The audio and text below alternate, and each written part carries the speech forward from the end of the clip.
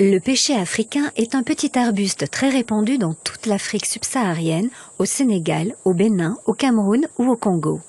Son nom de plante en latin est Nauclea latifolia. Il produit des petits fruits comestibles qui ressemblent à des pêches. Ce pêcher africain est utilisé en médecine traditionnelle depuis plus de 100 ans pour traiter des pathologies comme l'épilepsie, la fièvre, le paludisme et la douleur. Quel est son secret ?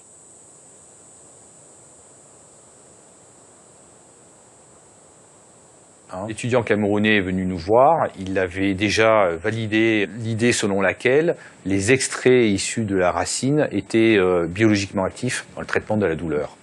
Donc on savait qu'à partir de ces racines, on devait pouvoir être capable d'identifier une molécule qui était capable de traiter la douleur. Les morceaux d'écorce que l'on a pu recueillir, qui viennent directement du nord du Cameroun, dès que nous les réceptionnons, sont broyés et ensuite nous faisons toute une série d'extractions à l'aide de différents solvants qui nous permettent d'isoler les molécules solubles dans le solvant d'intérêt.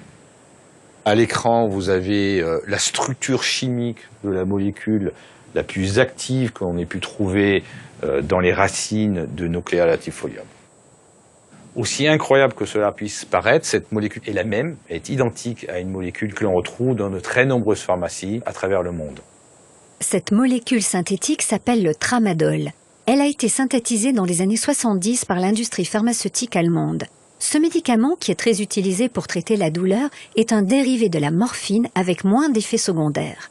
L'homme n'a donc pas ici copié la nature, mais il a fait comme elle sans le savoir. Moi, je parlerais plutôt de biomimétisme anticipé, dans la mesure où ce chimiste allemand croyait avoir découvert une nouvelle molécule quand il a modifié la morphine, qui, je le rappelle, est une molécule naturelle, donc qui est extraite du pavot, qui l'est toujours d'ailleurs. Il la modifie, il fait le tramadol et il pense avoir inventé quelque chose. En réalité, il a découvert sans le savoir ce que la nature avait déjà fait, et ce que l'on a redécouvert 40 ans après, que cette molécule est produite par Nauclea latifolia.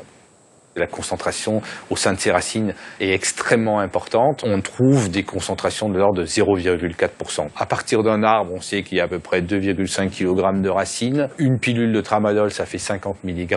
On pourrait produire à peu près 200 pilules de tramadol à partir d'un seul arbre. C'est beaucoup.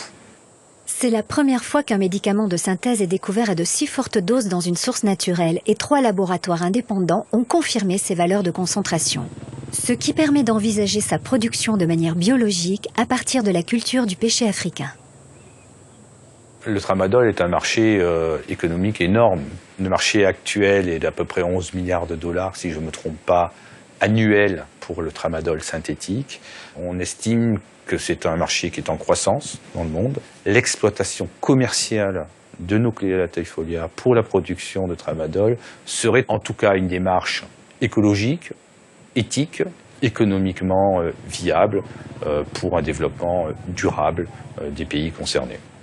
Et ça valide également l'approche ethnopharmacologique, l'usage traditionnel des plantes auquel on devrait faire plus confiance. 90% de la population mondiale utilise toujours des plantes comme traitements médicamenteux plutôt que l'utilisation des produits de l'industrie pharmaceutique. L'homme compose avec ce que la nature peut lui offrir et il doit respecter les règles de la chimie et les règles de la physique. Et on se rend compte que la nature est encore d'une énorme richesse pour la découverte de nouveaux médicaments et de nouvelles molécules. Il existe en Afrique plus de 10 espèces voisines du pêcher africain. On pourrait donc envisager des traitements bon marché pour les populations locales.